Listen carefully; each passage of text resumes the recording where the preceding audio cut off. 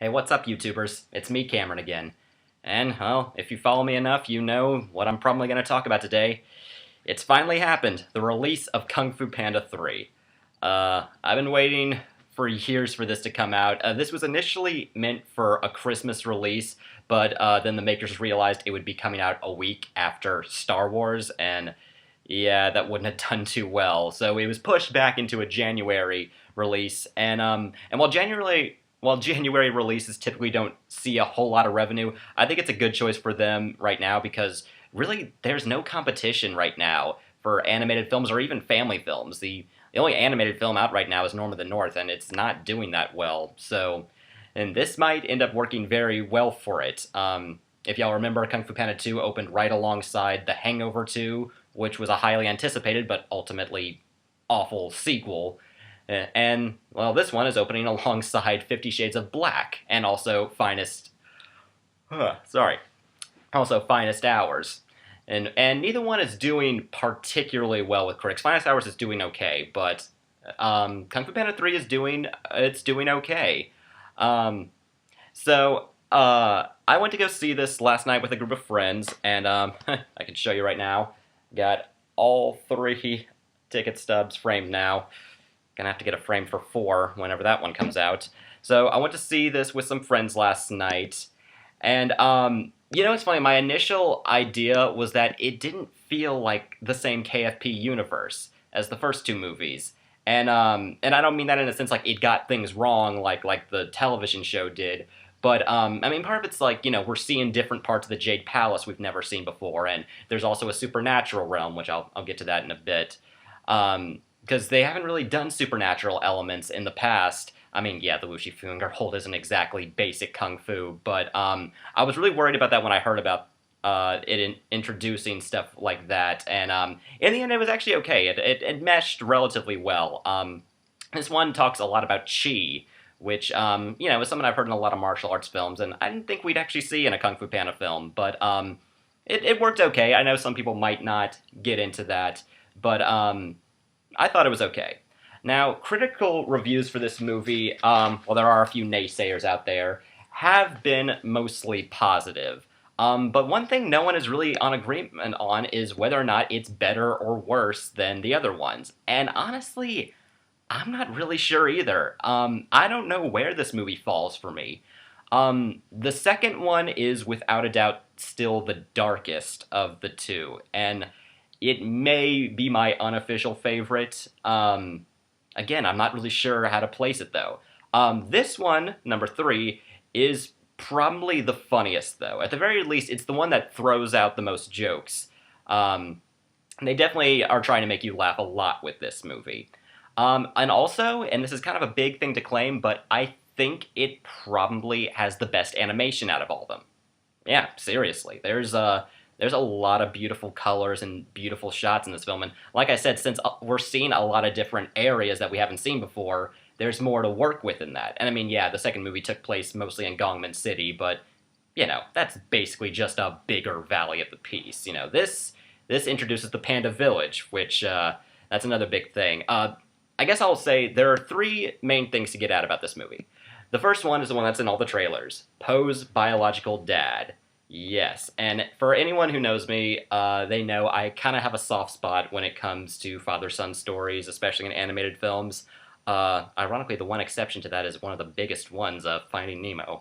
Yeah, I don't hate or love that movie. It's whatever to me. But this one, I was really excited for that because I'm thinking, okay, not only is Poe's biological dad coming in, but I'm like, what does that do for Mr. Ping? How does that work with Poe having 2 dads? What's all gonna happen with that? Now, and it kind of what I expected happened. Now he's got this father who's actually much more relatable to him and is a lot more fun-loving than the father he grew up with. But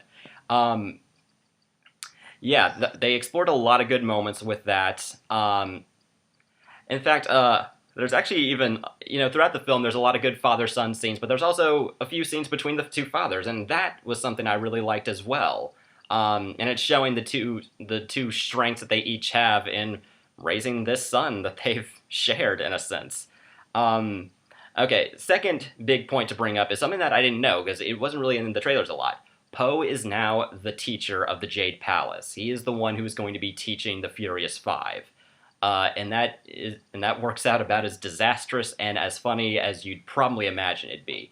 And it surprised me. And don't worry, Shifu's not dying, or I don't know if he's even retiring. But anyway, he's now putting Poe in charge, and uh, I was initially worried about that because after Poe's disastrous lesson, there's a scene that's very, very similar to the first movie where people are talking about how surprised they are that Poe even got to be the Dragon Warrior. And I was worried about that for a second because Kung Fu Panda is pretty good about not doing what's already been done. They've been pretty good about not repeating themselves. And the scene does briefly, for a second repeat something from the first movie, but it quickly works that into the plot because we see that one of the lines they keep saying in the movie is that Shifu's not trying to get Poe to be like himself, like Shifu. He's trying to get Poe to be how Poe would be as a teacher, and that's a very good thing to bring about. Now the third thing is the villain. Kai, and yes, Kai was the last name of my antagonist in my Kung Fu Panda fanfiction. That's kind of coincidental. But anyway, and he is the supernatural villain, and I've had some friends who said they were kind of worried about him. People often like to talk about, like, who was a better villain, Tai Lung or Shen, and I hear a lot of people say that they believe it's Shen, and honestly, I can't choose. And I really, Shen is smarter, but at the same time, Tai Lung's got more brute force behind him.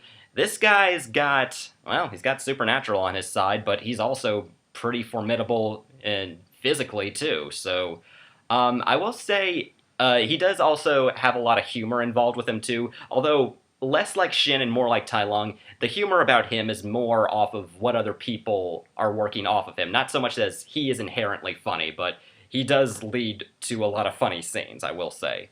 And he's pretty good. He's got the connection with Oogway. That's I guess that's the heart of his character, too. Everyone's got the backstory with how they came about like this. Now, aside from those things, a few things I kind of randomly found interesting. First of all, I really liked that we finally got an age bracket. I wrote Kung Fu Panda fanfiction for years, and I always wondered, what is Poe's age? And I'm like, is he 18 or is he 25? And we finally get that this time around. Mr. Ping says, I waited 20 years before I told Poe that he was adopted. So it's like, okay, then we have a bracket. Poe is probably about 21 then.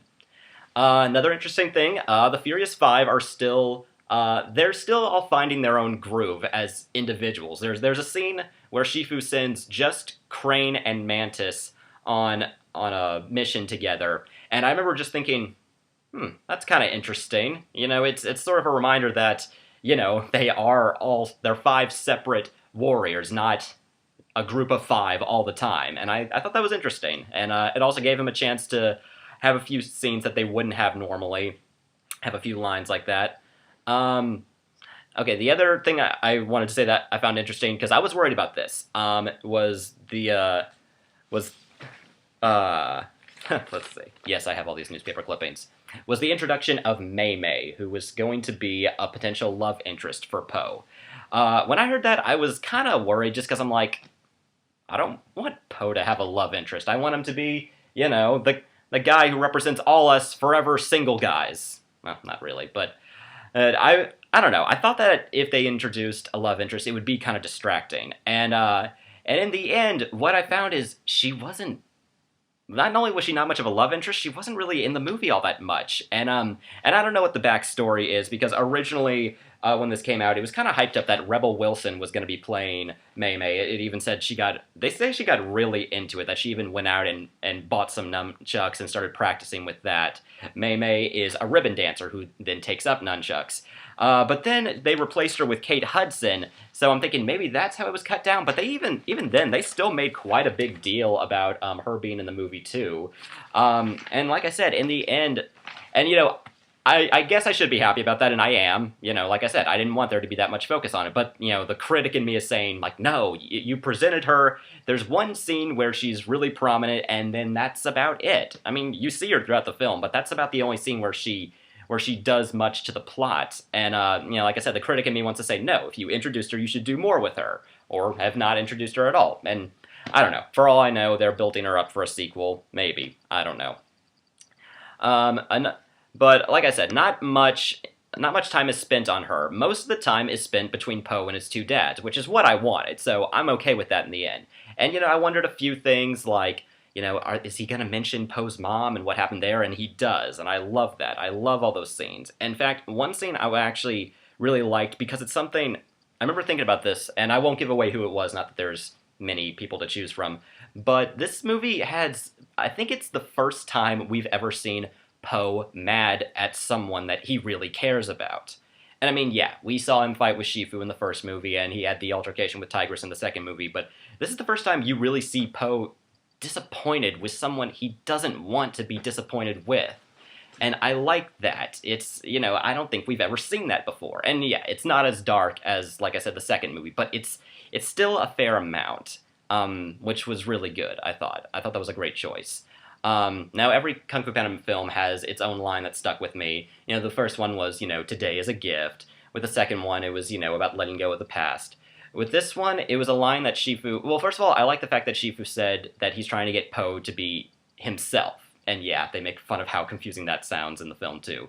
But the one that I think is going to stay with me is, if you only do what you can do, you'll never be anything than what you are.